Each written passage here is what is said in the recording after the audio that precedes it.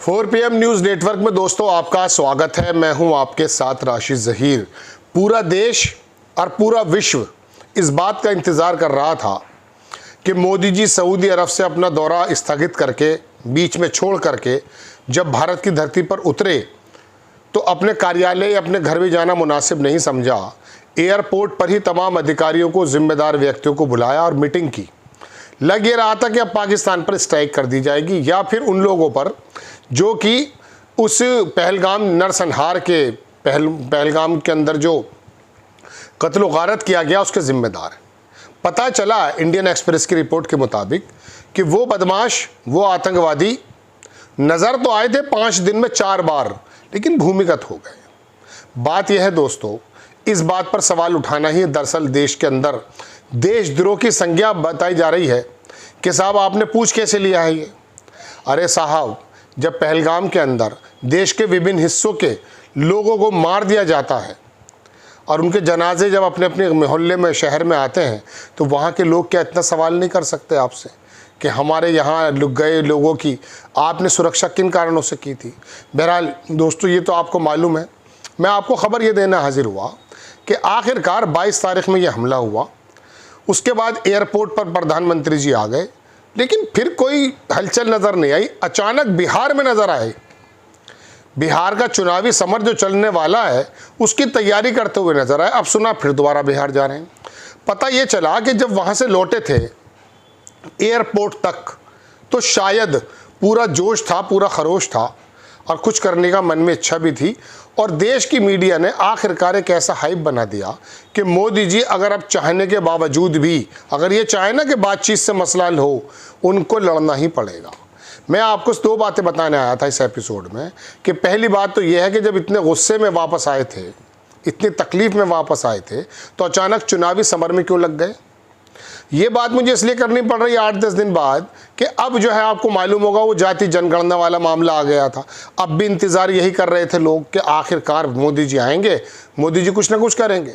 जाति जनगणना देश का मुद्दा तो है जिसको मानने में आपने बहुत देर लगा दी है, जिसको आप और आपके नेता हज़ारों बार कंडेम कर चुके हैं कि ये देश को तोड़ने वाला है, ये तो अंग्रेज़ों के समय का है, ये तो दुनिया।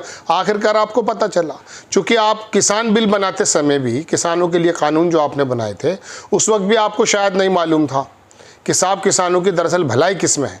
वो अनपढ़ किसान जिनको आप कह रहे थे खालिस्तानी और जाने क्या क्या, उन लोगों ने अपनी ज़िद के आगे आपको झुका दिया और आपको आखिरकार पता चला कि नहीं, किसान बेवकूफ़ नहीं है, किसान आपकी बातों में नहीं आएगा। वो जानता है कि आप अपने उद्योगपति दोस्तों को किस प्रकार का फ़ायदा करवाना चाहते हैं। जो आरोप आप पे लगते हैं उसके मुताबिक मैं ये बात कह रहा हूँ।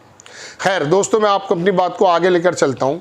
आए तो इसीलिए तो फिर बीच में ऐसा क्या हुआ, किस आदमी का फ़ोन आ गया, किसने हमारे जज्बातों पर ठंडा पानी डाल दिया, किसने जो है उन तमाम जोश व खरोश को ठंडा करके रख दिया, जिसमें हमें ये लग रहा था कि इस बार ऐसी स्ट्राइक होने जा रही है कि जो आतंकवाद की कमर ही तोड़ देगी, चाहे वो इंडिया के अंदर हो, वो POK में हो या पाकिस्तान में या दुनिया के किसी दूसरे हिस्से में हो। अभी तक कुछ नहीं हुआ, फिर इंतज़ार करते रहे, पूरा देश देखता रहा। लेकिन अचानक हुआ यूँ कि अधिकारी तो बुलाए थे, सेना के CDS वगैरह सब बुलाए थे, लेकिन मोहन भागवत से मिलने चले गए। तब भी माथा ठनका कि मोहन भागवत कौन से जो है वॉर के स्पेशलिस्ट हैं, कौन से स्ट्राइक के स्पेशलिस्ट हैं।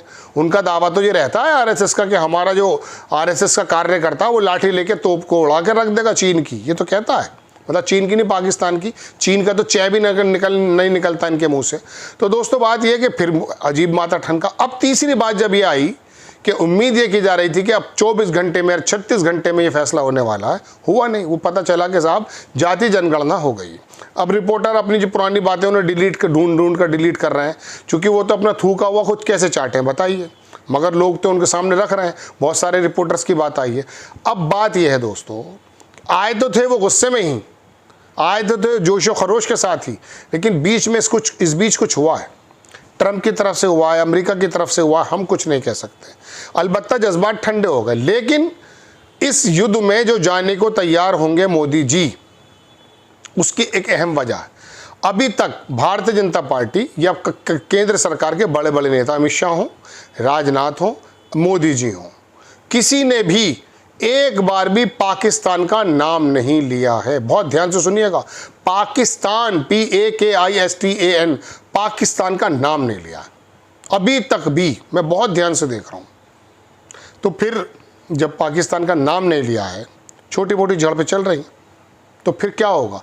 हुआ यह है दोस्तों कि ये जो नोएडा में बैठे हुए बागड़ बिल्ले हैं, जिन्होंने अपनी स्क्रीन के अंदर से कहीं से तो राफेल विमान निकाल दिया है, कहीं से तोप निकाल दी है, और वो जो लड़की बैठी हुई है बराबर में एंकर, वो अपने हस्बैंड से कितनी ज़बान चलाती होगी, इस बात का अंदाज़ा कर लें कि वो धारा परवाह चीखे जा रही है, चीखे जा रही है, टेलीप्रॉम्प्टर पर बोलते बोलते चीखे जा रही है। उसके गले के अंदर उसकी नस इतनी मोटी हो चुकी है। वो दरअसल मोदी जी को, भारत सरकार को इतना ज़्यादा टेरराइज या इतना ज़्यादा मैं कह सकता हूं कि पशुपेश में डालने के लिए काम कर रहे हैं कि बस अब हमला हुआ और तब हमला हुआ।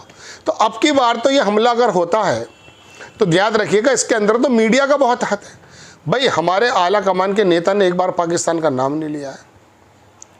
और दूसरी बात यह है, उसको इंटरनेशनल लेवल पर जिस प्रकार से उसको धर पकड़ना चाहिए था आतंकवाद के मुद्दे पर, वो हम पकड़ नहीं पा रहे हैं। अलबत्ता मार्को रूबियो जो अमेरिका के विदेश मंत्री गालिबन, उनकी से बात हुई है।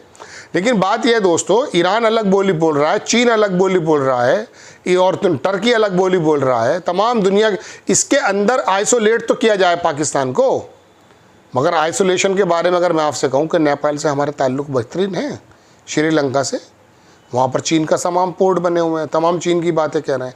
बांग्लादेश का यूनुस क्या कहकर आया चीन में? चीन ने अपना विमान भेजा, यूनुस को बुलाया, और यूनुस ने जाकर वहाँ क्या कहा? चिकन नेक के बारे में बताइए क्या कहा, बंगाल खाड़ी के बारे में क्या कहा, वेव वक्त बंगाल के बारे में। गोया कि उसने ये जताया कि मैं यहाँ का वो हूँ, आप कुछ भी कर सकते हैं, मैं आपके साथ बहुत ज़्यादा ज़बरदस्त पार्टनर हूँ। अफ़गानिस्तान से, ईरान से, मिडिल ईस्ट से, और तमाम जो है पाकिस्तान तो छोड़ दे, चीन से, और तमाम हमारे ताल्लुक़ क्या है। बात यह है कि भूटान से हमारी जो जड़ें होती थी वो भी बहुत कमज़ोर हैं दोस्तों। तो बात यह है कि पाकिस्तान को घेरने की जगह हम लोग क्या बात कर रहे हैं, यहाँ का मीडिया मोदी जी को प्रवोक कर रहा है कि आप जाइए टैंक पर बैठ जाइए और जाके हमला कर दीजिए। अरे भाई, ये नोएडा के जो बागड़ बिल्ले हैं, ये आपकी मर्ज़ी के बिना नहीं भौंक रहे हैं।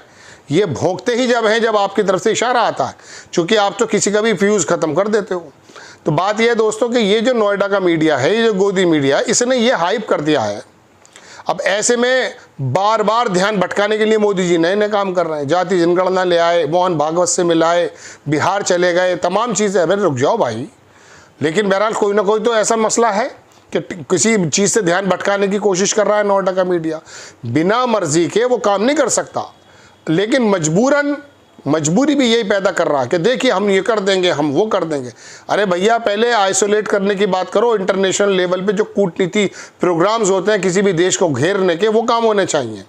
तो दो खबरें दोस्तों मैं बताना चाहता था कि अचानक मोदी जी का गुस्सा या मोदी जी का जोश, वो ज़्यादा या तो होश में है, कंट्रोल क्यों हो गया। और दूसरी बात मैं आपको बताना चाहता हूं कि मोदी जी के मुंह से निकला हुआ कोई पाकिस्तान का नाम नहीं है, लेकिन फिर भी वो बराबर देश के अंदर के जो इंटरनल मुद्दे हैं उसको छेड़े जा रहे हैं ताकि जहन बटे। लेकिन गोदी मीडिया है कि मानता नहीं है, मोदी जी को लड़ाकर छोड़ेगा, भारत को लड़ाकर छोड़ेगा।